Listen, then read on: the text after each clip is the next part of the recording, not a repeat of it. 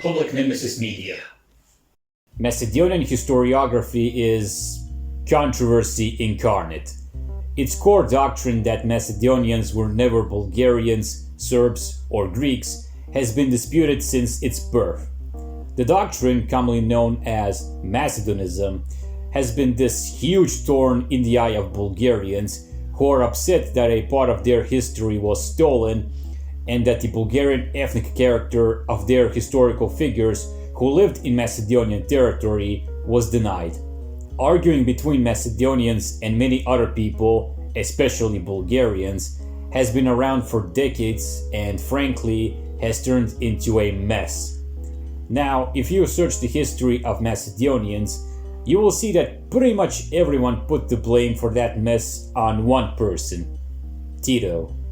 No matter who you ask, you'll always get a response that Tito and the Yugoslav Communist Party invented Macedonian history, but not true history, instead a heavily distorted one that denied Macedonians were Bulgarians, Serbs, or Greeks. It seems like the entire planet agrees that Macedonian historiography was a creation of the Yugoslavs made in 1945. Since everybody unanimously agreed that the doctrine of Macedonians always being a unique group of people was made up by Yugoslavia, disputing such claim would be pretty dumb, right? My channel is called Public Nemesis Media. Challenging mainstream narratives and public opinion is what this channel is about. The claim that Tito invented Macedonian history is one big lie. The very doctrine of Macedonians always being different from Bulgarians, Serbs, and Greeks, being a creation of Yugo-communists, is also a big lie. While it's true that both Macedonia's historiography and Macedonia's doctrine were present in Tito's Yugoslavia, they were not made there. They were imported from the outside. What's the name of this place that I refer to as the outside? Bulgaria. No, this isn't a joke. The base for Macedonian historiography that the Bulgarians view as an unspeakable sin committed against them was created in Bulgaria and then transferred to Yugoslavia. Yep, it's red pill overdose time. To understand the roots of Macedonian historiography, I'll note a few things. First off, the Macedonians' viewpoints were created in Bulgaria, however, their creators were Macedonians. It's not too unusual when you think about it. Hundreds of thousands of Macedonians moved to Bulgaria and their activities happened there. I know only one non-Macedonian who was involved in establishing Macedonian historiography. Second thing I want to mention is that every time I talk about this overlooked part of history, it all goes back to this infamous Comintern resolution that recognized the separate Macedonian nation and the organization made out of Macedonian left-wing revolutionaries called IMRO United. There's a good reason why the creation of Macedonian historiography started in 1934, when the resolution was adopted, and why everyone who created it was a IMRO United member. After all, IMRO United were the true masterminds behind the resolution, and it being adopted by the Comintern was seen as a green light for codifying the Macedonian nation, including their history. Finally, if it weren't already obvious, I'll specifically talk about the historiography centered around Macedonism, which, again, is a doctrine that states Macedonians have never been Serbs, Greeks, or even Bulgarians. If you go to Bulgarian Wikipedia and you search the historiography in North Macedonia, you'll find a section titled Main Thesis. The section includes, but isn't limited to, the originality of Slavs that migrated to Macedonia during the early Middle Ages, creation of an original Macedonian culture and literacy by Saints Cyril, Methodius, Naum, and Clement, Bogomilism being a movement created by Macedonians, creation of a medieval Macedonian empire ruled by Tsar Samuel, the national revival during the early 19th century being a Macedonian national revival, led by ethnic Macedonians like the Miladinov brothers, Kirill Petrinovich, Grigor Prlichev, and others, the negative role of the Bulgarian exarchate for the development of the Macedonian nation, etc. These narratives started all the way back in 1934, and I will show you proof in this video right now. Let's begin. The earliest Macedonian writing came out on April 15, 1934, in a form of an article titled "The National Colonial Oppression in Petrichko," published in Makedonsko Zname. In that article, its author, Vasil Ivanovski, claimed that the situation in Petrichko, which was a name for Pirin Macedonia, was not at all different from the situations in Vardar and Aegean Macedonia. Basically, the point of the article was that there was Bulgarization of Macedonians living in Pirin Macedonia, and that their Bulgarian conscience was just a result of a long assimilation process by Bulgarian imperialists, which started during the Ottoman times with Bulgarian schools, exarchate, clubs, and newspapers in Macedonia. Perhaps this article isn't really dealing with history, but it still must be mentioned because it's the earliest piece of work that showed Macedonians as a nation completely different from the Bulgarian nation. Later that year, Ivanovski would write an article called "Why We Macedonians Are a Separate Nation." Although most of that article revolves around claims that Macedonians have their own territory, economic life, language, etc., I will focus on parts of it that showed Macedonia's historical viewpoints. You see, in order to prove that the Macedonian nation existed much earlier than you'd think, the Macedonians would use even the slightest differences from Bulgarians in Bulgaria. If you take a look into why we Macedonians are a separate nation, you'll see stuff like the Miladinov brothers writing in a Macedonian dialect, therefore they were Macedonians that used the Macedonian language. Petar Poparsov was in a political conflict with Bulgaria's government, which proves his Macedonian national conscience. Heck, even something as simple as George Petrov writing a book about Macedonia's geography is proof that a separate Macedonian nation existed. In a nutshell, anything specific to Macedonia and any opposition to Bulgaria was proof of a unique Macedonian conscience.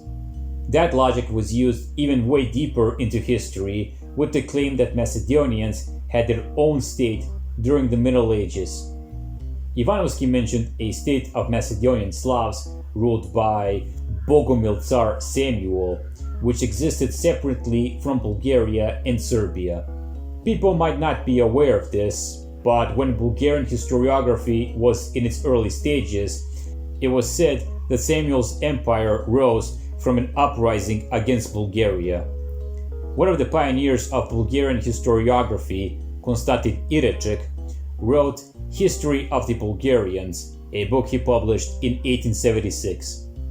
In chapter 9, Irecek wrote that Western Bulgarians, led by Shishman, who was actually Comet Nicholas, made a big uprising in 1963 against Bulgarian Tsar Peter and managed to break Bulgaria into two Bulgarian empires, the western one being ruled by Nicholas and then his son Samuel.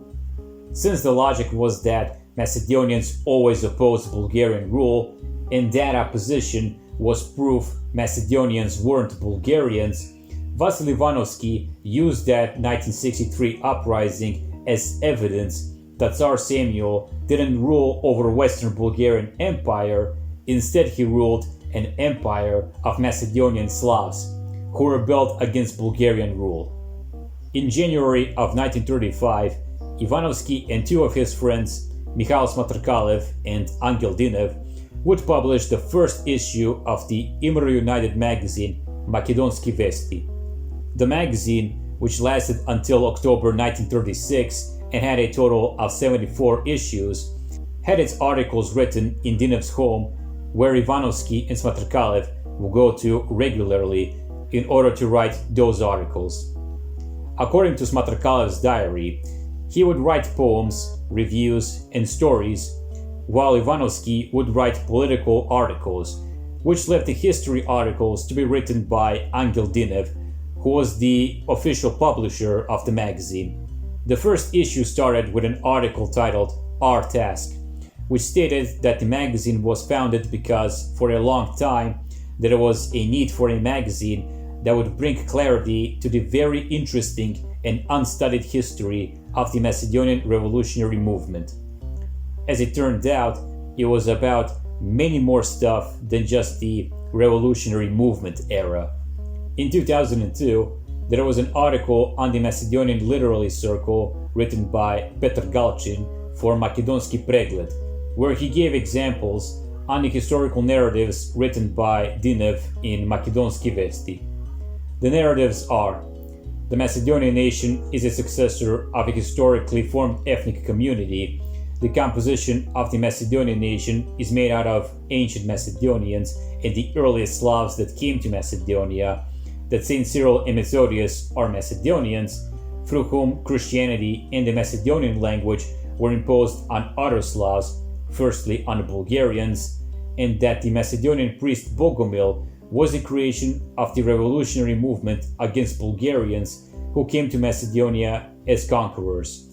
In Dinev's biography, made by Vladimir Kartov, it was mentioned that Dinev created a short historical preview of the Macedonian national history, from Slavs arriving to Macedonia, through Samuel's empire, to the Ilindan uprising, in the 40th issue of the magazine. Makedonski Vesti were widespread in Pirin, Macedonia, yet some copies were illegally sent to Aegean and Vardar, Macedonia, until the Bulgarian government banned it in October of 1936. The ban of the magazine didn't discourage its main publisher, Angel Dinev, who decided to combine all of his historical articles into a single book. That book was published in Bulgaria's capital city Sofia in 1938 under the name Macedonian Slavs. The book started with an explanation of the origins of the Macedonian nation with, quote, "Today's Macedonians are a mixture of Slavs and Illyrians. Before we talk about them, we must first examine the ancient Macedonians. When some Slavic tribes came to Macedonia before the 4th century, the Macedonians have survived un-Romanized. They fused with Slavs and formed a modern nationality. Only one part of Illyrians, who lived isolated in Albanian mountains, survived ethnographically. The Macedonians lost their language, but kept their manners, physical marks, and name among modern Macedonian Slavs, who are simply called Macedonians." Before I go on, I must clarify that Dinev was alone in his claim that modern Macedonians were direct descendants of ancient Macedonians. Even his colleague Ivanovsky strongly disagreed with such notion. Macedonian historiography didn't have that concept during Yugoslav times. It was only after the fall of communism and the Yugoslav state when such claims started getting some recognition. With that being said, everything else Dinev wrote was accepted. Bogomilism being a Macedonian movement against Bulgarians, Samuel's empire being Macedonian, the Macedonian revivalists were being Bulgarized, that the Macedonian language was imposed onto Bulgarians and other Slavs, etc. The book enjoyed surprisingly a lot of popularity among the Macedonians, not just the ones living in Pirin, Macedonia and Bulgaria in general, but also among the ones who lived in the Kingdom of Yugoslavia. Like some copies of Macedonian news, there were copies of Macedonian Slavs that were illegally transported to Yugoslavia and were read mostly by university students. In 1939, some Macedonians who studied university in Belgrade came to Sofia and met with Angel Dinev. Dinev gave them 7 copies of his book, which the students took to Belgrade and shared it around with other Macedonian students.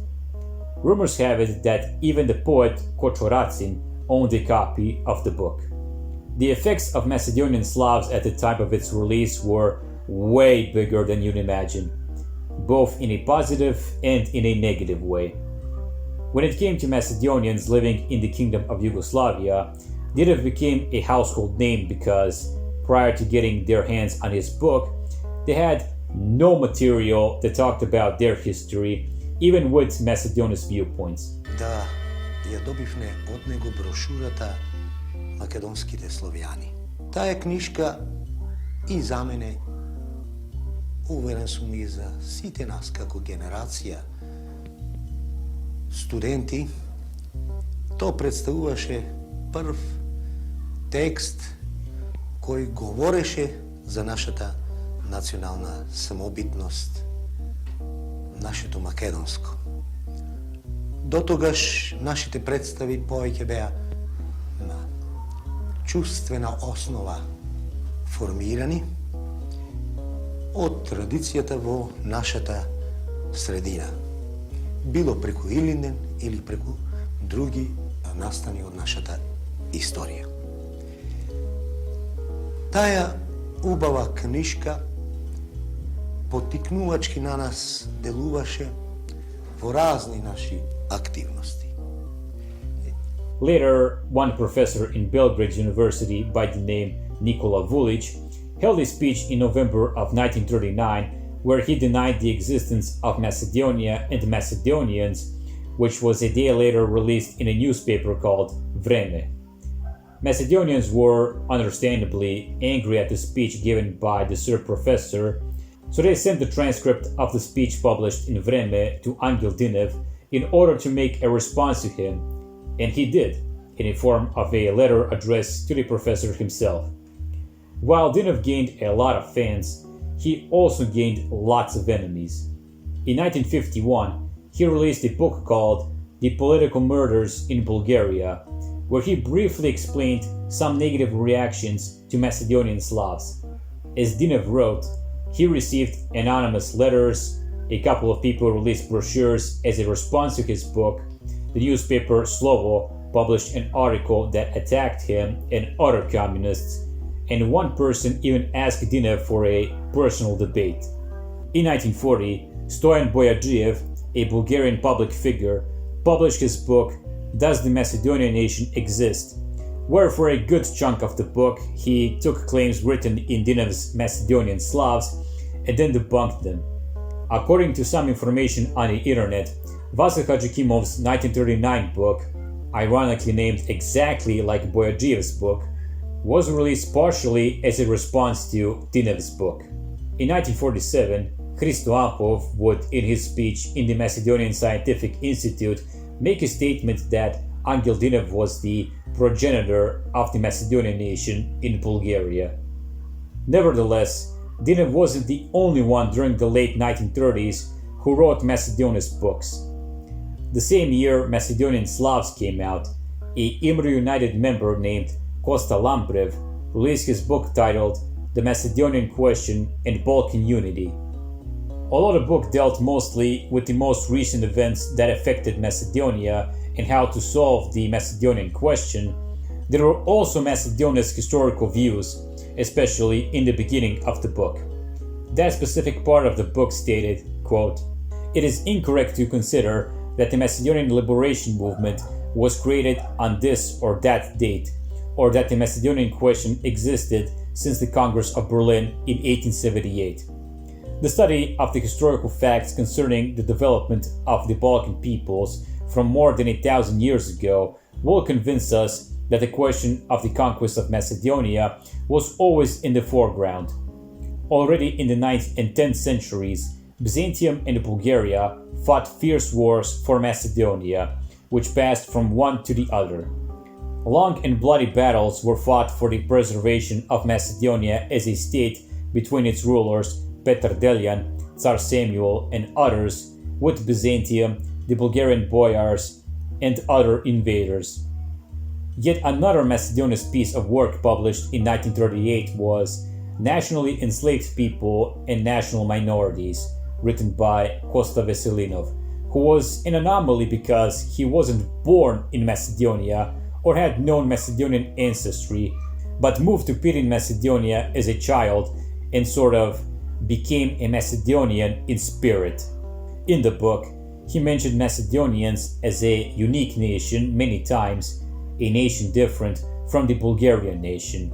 A year later, Veselinov would release his second book, The Revival of Macedonia and the Ilinden Uprising, where he presented the revivalists in Macedonia as Macedonian revivalists, and that revival in Macedonia is an act of distinct self-importance that shouldn't be appropriated. In 1944, the book would be translated from Bulgarian to Macedonian and be used as the very first history book in Macedonian schools. Another book created by Kosta Veselinov was Fighters for National Liberation, a 1940 piece of work dedicated to many revolutionaries, one of which was Goce Delchev. He referred to Delchev as a Macedonian apostle fighting for the Macedonian people, yet it's worth also mentioning that Veselinov wrote that Macedonian national revival started all the way back in the late 18th and early 19th century with Macedonian enlighteners like Theodosis Skopski, the Miladinov brothers, Jordan Hadži-Konstantinov Džinot, and others. The development of Macedonian historiography would come to a halt in 1941. That was the year World War II spread to the Balkans, and communists were regarded as enemies of the state by the Bulgarian government, so they were thrown in prisons. This is not to say that the activities of Macedonian national separatists during the Second World War were non-existent. You had individuals like Venko Markovski, a poet that wrote many songs, some of which had lines that stated how Macedonians are just Macedonians, not Serbs or Bulgarians. His songs would be released as a book called Robi in 1944. You also had the already mentioned Vasil Ivanovsky, who held lectures of Macedonian history to communist prisoners in Vardar, Macedonia. In February of 1945, he was transported from a prison in Plovdiv to a prison in Idrisovo, which had prisoners from many different places like Skopje, Kumanovo, Veles, Gevgelija, Prilep, Drama, etc. In that prison, there were multiple educational and political programs organized by the communists there, one of which was History of Macedonia by Vasil Ivanovsky and his fellow Macedonist Kirill Nikolov. The lectures were written by another prisoner named Tashko Filipovsky, who claimed that these lectures were positively met by imprisoned Macedonians. The final product was pretty much what you'd expect by now, a history of Macedonians that dates back to the 6th century Slavic arrival and Macedonians always being a separate group of people. There is one part of the brochure I want to specifically talk about. It's how Vasil Ivanovsky explains the Bulgarian identification of Macedonians. That wasn't like Yugoslav Titoists who simply replaced Bulgarian with Macedonian in their books, or like some modern Macedonists who use mental gymnastics to prove how Bulgarian actually just meant Christian. Ivanovsky had his own theory that during the 19th century, the slow Macedonian national revival heavily intertwined with the more advanced Bulgarian national revival, especially when both Macedonians and Bulgarians fought against the Greek Church and Hellenization. To quote Ivanovsky directly, the Bulgarian national revival pulled with itself the revival of Macedonians and helped them achieve their highest forms of manifestation. Together with that, however, the Bulgarian national revival has contributed to the external defacement of the process of the Macedonian national forming, giving it its Bulgarian label. Namely, this historically objective process has found its subjective reflection in the heads of Macedonians themselves, who have non-verbally attached the Bulgarian label on their own Macedonian national conscience. The Macedonian national revival seemed to them as a part of the Bulgarian national revival, and the Macedonian people as a part of the Bulgarian people. It's not a coincidence that great national awakeners of the Macedonians, such as the Miladinov brothers, call themselves Bulgarians and their revivalist work as Bulgarian.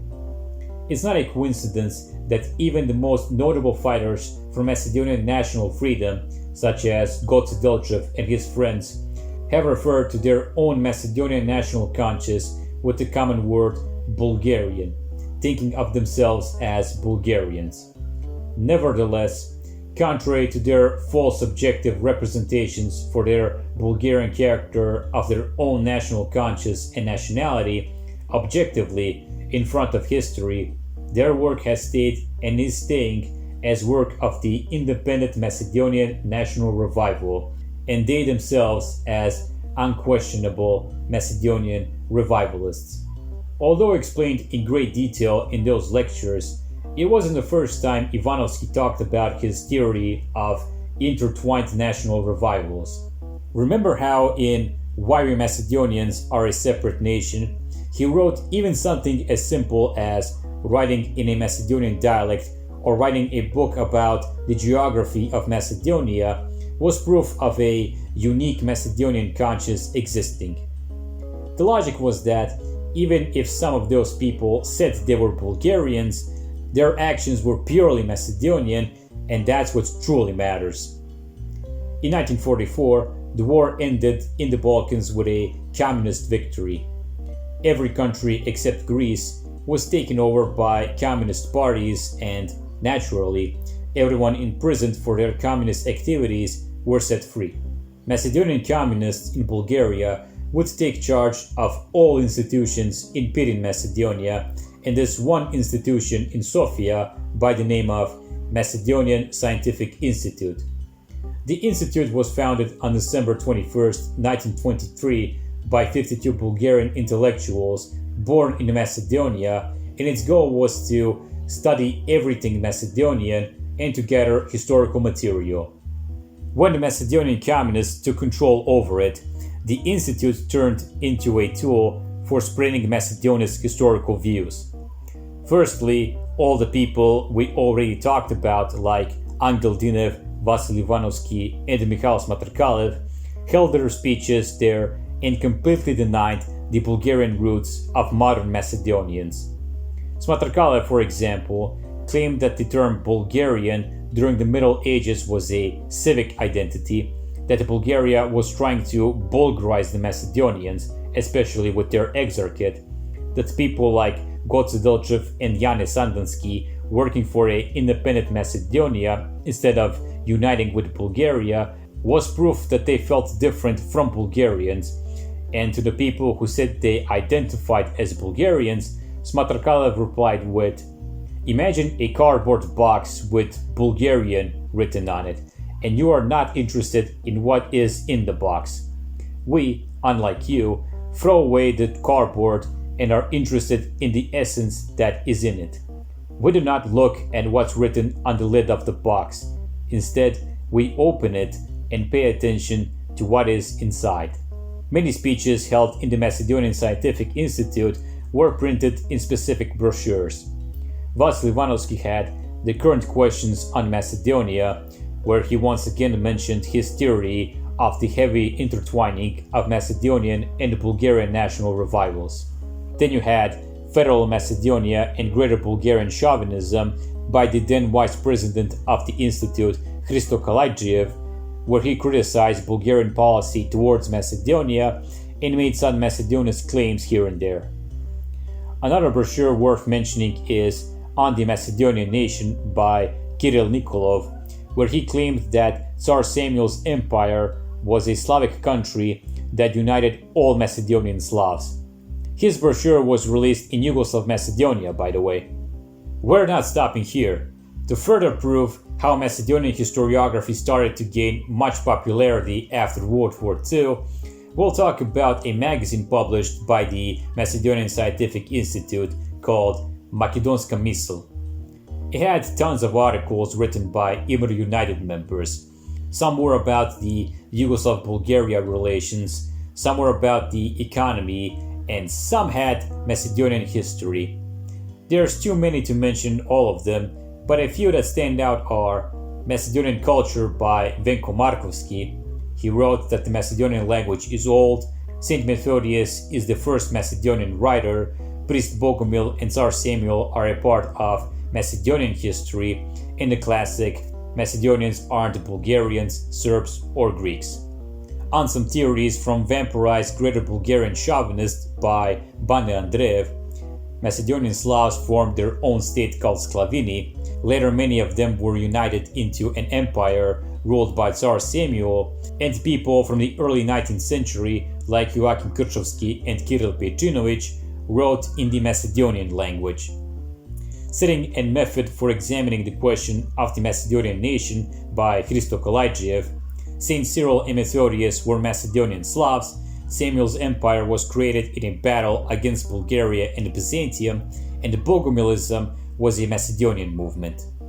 Yet again, this was Macedonia's material that was created in Bulgaria and then transported to Yugoslavia, but unlike the previously mentioned material, it wasn't sent illegally, instead as a part of a much greater deal between Bulgaria and Yugoslavia. When the Yugoslav Communist Party took control over Yugoslavia and reformed it into a socialist federation, they gave Macedonians their own federal unit, i.e., a Macedonian state. That gave an opportunity to Macedonians for developing their own national elements, including their historiography. Only problem, they didn't have material to work with. So the Macedonians in Macedonia sent a letter to Macedonians in Bulgaria where they explained that they had conditions to build the Macedonian historiography but not the material, hence why they asked for the entire archive of the Macedonian Scientific Institute to be transported from Sofia to Skopje. Bulgarian Macedonians obliged, and in 1947 all material from the institute was sent to Skopje. Afterwards, the completely emptied Macedonian Scientific Institute was shut down, while in Skopje, the Institute for National History was founded on July 22, 1948. That same year, the notorious Tito-Stalin split happened.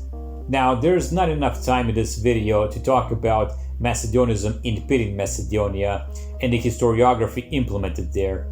What you need to know is that after the split, the Bulgarian Communist Party abolished Macedonization of Pirin, Macedonia, and that was not fine with some Macedonians there. However, if you rebelled against the decision of the Bulgarian Communist Party, you'd be sent to prison. Vasil Ivanovsky, for example, was sentenced to a lengthy prison sentence for protesting against the removal of the cultural autonomy Pirin, Macedonia had.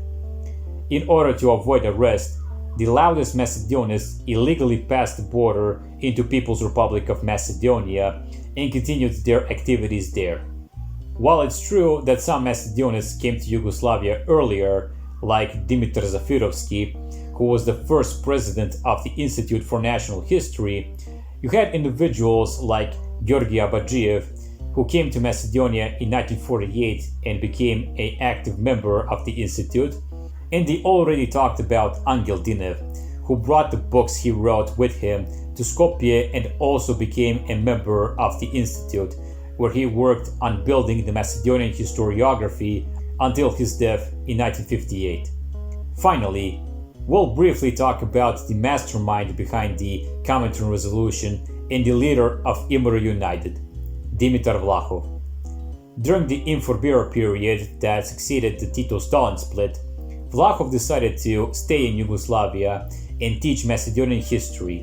In 1948, he held history classes of the Macedonian people in Zagreb, which were written down by the Croats there, and then a year later published as a book by the Croatian Slavic Committee, and then the following year it was released in Belgrade in order to teach Serbs the history of Macedonians. As you can already guess, the history presented there relied on the doctrine that Macedonians were always a separate group of people. There's also a book by Vlahov published in 1950 named Macedonia, Moments from the History of the Macedonian People, where he accused Bulgarian historians for being Greater Bulgarian chauvinists and stealing the entire Macedonian history, from Cyril and Methodius through Tsar Samuel to the Ilinden Uprising. Macedonians, as well as other Yugoslavs, would be taught those historical viewpoints. In conclusion, Macedonian historiography was built on Bulgaria's back in every sense. While it was developed in Yugoslavia, the foundations were created by Macedonian immigrants that migrated to Bulgaria, and those foundations were sent to Yugoslavia. So much for the Tito invented Macedonian history.